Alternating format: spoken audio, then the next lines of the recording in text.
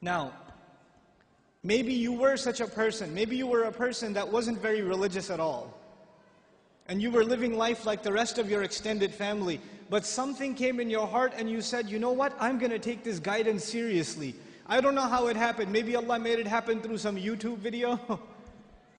Or it happened through some khutbah you heard, or a friend, or however it happened. But you decided to make a change for the better in your life.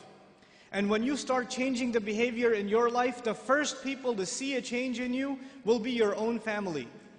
They will notice it. They will notice that you're not the same anymore. You don't talk the same, you don't act the same, you don't go to the same places, you don't even have the same friends anymore. And this necessarily happens. When you take a turn towards Islam, necessarily you start losing friends.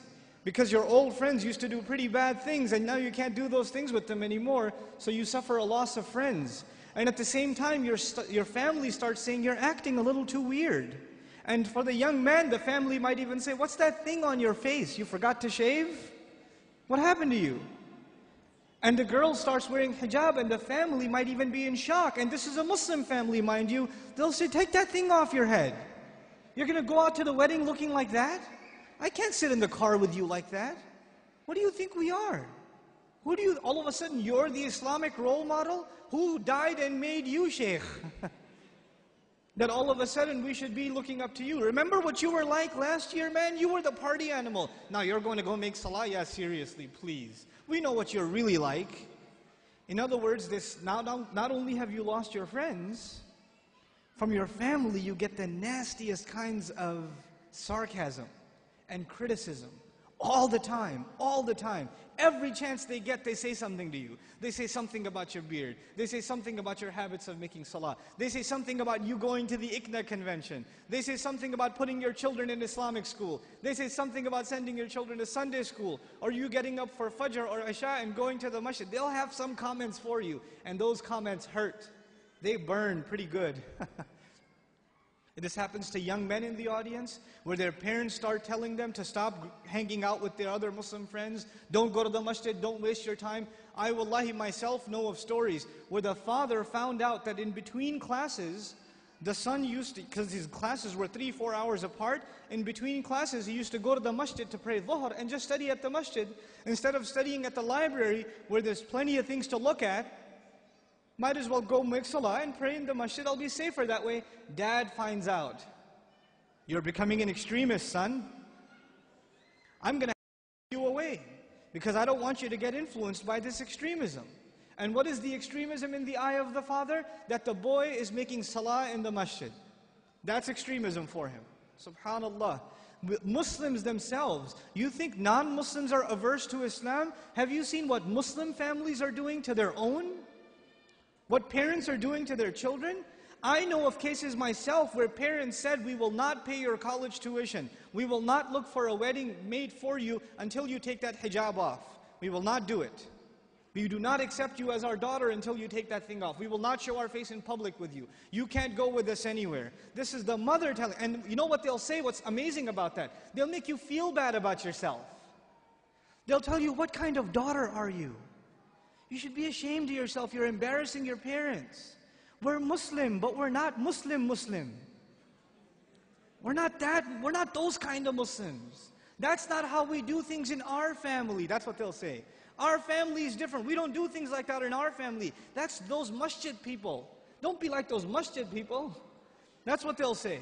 And you know what's amazing about that? If you look at a portrait of your great-grandparents from back in the day, good old great-grandpa's got a big old beard and you can't even see grandma's face. So who's being true to the family and who's an embarrassment to the family? See, this is Muslim families today.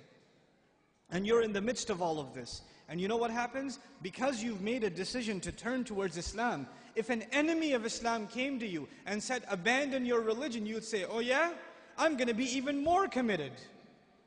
You would become energized in your zeal for the religion when the enemy attacks Islam. We'd get even more fired up. Muslims get fired up in the craziest of ways.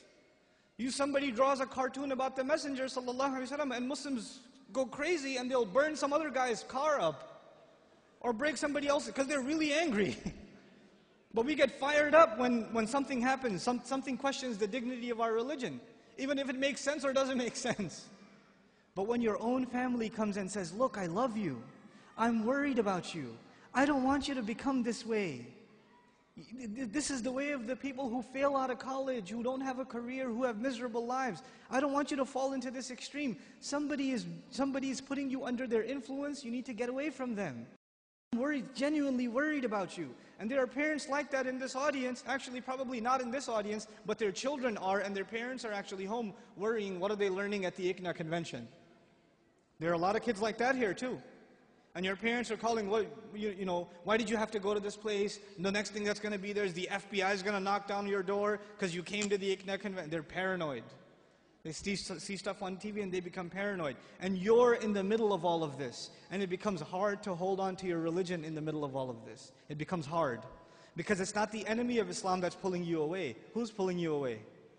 Your own family, your own parents, your own husband, your own wife, your own brother, your own cousins, your own in-laws. They're the ones pulling you away. So how do you deal with that? The most inappropriate response to this pressure is anger. And you know what? That is the most common response too. Your parents start yelling at you for growing the beard, and you're a young, hot-blooded guy. What do? Oh yeah? It's the sunnah. You can't tell me what to do. You're following culture, and I'm trying to follow Islam, and you slam the door in their face. Way to go. Because that's what Allah wants you to do, yell back at your parents. And they're just they're talking about your beard. What was Ibrahim's father talking about, alayhi salam? Was he talking about something small or something big? Go make sajda to idols, boy. And does he lose his cool? Does he get angry? We have to learn how to be with our parents. Even when they call you away from deen, it doesn't matter if they're Muslim or not. وَإِن جَاهَدَاكَ عَلَىٰ أَن تُشْرِكَ بِمَا لَيْسَ لَكَ بِهِ عِلْمٍ فَلَا تُطِعْهُمَا وَصَاحِبْهُمَا فِي الدُّنْيَا مَعْرُوفًا. Allah Azza wa Jal tells us, if they struggle against you to make you follow what they themselves have no knowledge of, don't obey them while at the same time accompanying them in the most dignified fashion. Obeying them is separate, respecting them is separate. Just because you didn't obey them for the sake of Allah, when it came to matters of halal and haram, or when it came to matter of iman and shirk or kufr, just because you didn't obey them does not give you the right to get angry at them. You can't. Subhanallah walhamdulillah wa la ilaha illallah. Subhanallah walhamdulillah wa la